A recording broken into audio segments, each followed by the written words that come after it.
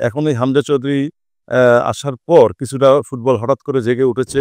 স্বাগতিক বাংলাদেশ ডেফিনিটলি ভালো খেলবে এবং সিঙ্গাপুরকে হারাতে পারে বলে আমি আশা রাখি। একটু ফিনিশিং এ ভালো করার দরকার আরেকটু। ইরান দলকে হারিয়ে চ্যাম্পিয়ন হয়েছে। যে ইরান মানে বিশ্বকাপে খেলে। বাংলাদেশ আগামীকাল খেলছে সিঙ্গাপুরের সাথে অত্যন্ত গুরুত্বপূর্ণ একটি খেলা। ইতিমধ্যে আপনারা দেখেছেন যে বাংলাদেশ দল ভারতের মাটিতে ড্র করেছে। ড্র করার ফলে প্রায় ৭-৮ ধাপ এগিয়ে গেছে ফিফা রেটিং এ। তো আমি আশা করব একজন খেলোয়াড় হিসেবে যে এই সিঙ্গাপুরের ম্যাচটি এই খেলায় যদি জয়ী হতে পারে তাহলে ডেফিনিটলি বাংলাদেশের রেটিং কিন্তু আরো এগিয়ে যাবে। তো বর্তমানে আসলে যে অবস্থা ছিল আরকি আমি বলছি যে আমরা যখন ৮০ এবং ৯০ দশকের শেষ পর্যন্ত ফুটবলটা অনেক পপুলার ছিল।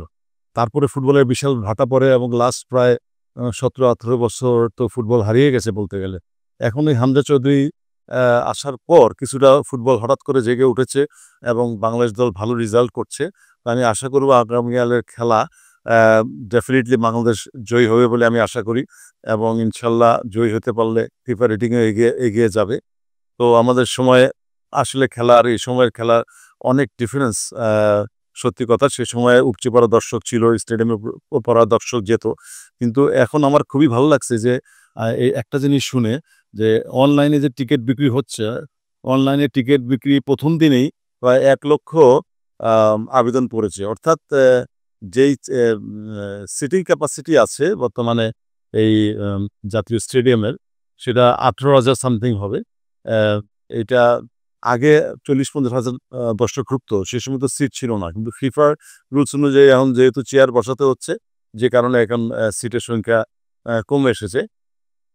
তাই বলব যে এই ১৮,০০০ দর্শকের সামনে স্বাগতিক বাংলাদেশ ডেফিনিটলি ভালো খেলবে এবং সিঙ্গাপুরকে আ মানে হারাতে পারে বলে আমি আশা রাখি।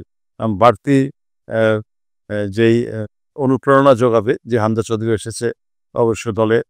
আ আপনারা জানেন যে আসার পরে বাংলাদেশ নতুন করে শক্তি সঞ্চার করেছে এবং আমি প্রত্যেকটা সেক্টর আমি নাম বলতে চাই না।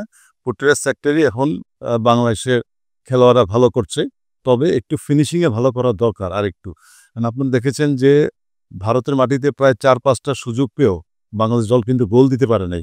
যদি প্রথম হাফে যে ৪ টি সুযোগের মধ্যে ১ টি কাজে লাগাতো, ডেফিনিটলি আমি মনে করি যে বাংলাদেশ এই ভারতের মাটিতে বিজয় নিয়ে মানে জয় নিয়ে ঘরে ফিরত।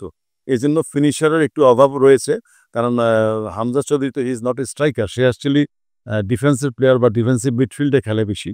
তো যারা স্ট্রাইকারও রয়েছে তাদের প্রতি আমার অনুরোধ রইল এইসব বিগ ম্যাচে কিন্তু যেহেতু রেটিংয়ে সিঙ্গাপুর হাই আমাদের থেকে একটু উন্নত।